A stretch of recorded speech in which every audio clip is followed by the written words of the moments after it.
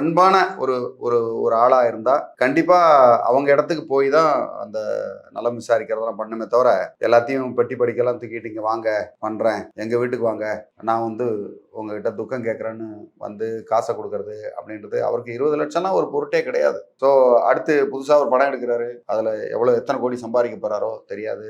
இப்பயே வந்து அரசியல் கட்சி ஆரம்பிச்சிட்டாரு, அதுல எவ்வளவு வசூல் பண்ணாங்கன்னு நமக்கு தெரியாது. அதுக்கெல்லாம் கணக்கு இருக்காது. ஸோ இதெல்லாம் வந்து அவங்களுக்கு 20 லட்சம் கொடுக்கறதெல்லாம் வந்து ஒரு ஒரு ஜஸ்ட் லைக் தட் அவங்க மேபி ஒரு 2 நாள் செலவா இருக்கும். பர்சனல் செலவு, அதை நான் பண்ணல அப்படின்னா அவர் கிட்ட கொடுத்துட்டு போயிடுவார், ஒன்றும் பிரச்சனை இல்லை. இது வந்து நம்ம சட்டத்திலேயே வந்து இது தப்பு அப்படின்னு சொல்லி அவங்கள அறிவுறுத்தணும். சிபிஐ வந்து வந்துட்டாங்க உள்ள, வந்துட்டு இந்த மாதிரி விஷயங்களை வந்து ரெஸ்ட்ரிக்ட் பண்ணணும். ஃபார் எக்ஸாம்பிள், நிறைய சாட்சியங்களை வந்து அழிக்கிறதுக்கு வாய்ப்பு இருக்கு. இவரு கிட்டத்தட்ட 20 லட்சம் லஞ்சம் கொடுத்து இவருக்கு எதிராக சாட்சி சொல்லக்கூடாது அப்படின்னு ஒரு லஞ்ச பணமா இருக்கலாம் இல்லையா, ஒரு இன்டைரக்டா எனக்கு நீங்க எனக்கு நல்லபடியா சொன்னீங்கன்னா நான் உங்களுக்கு மேல ஒரு 10 லட்சம் தரேன்னு கூட வாக்குறுதி கொடுத்தாலும் கொடுத்துருக்கலாம். ஆச்சரியப்படுறதுக்கு இல்லை.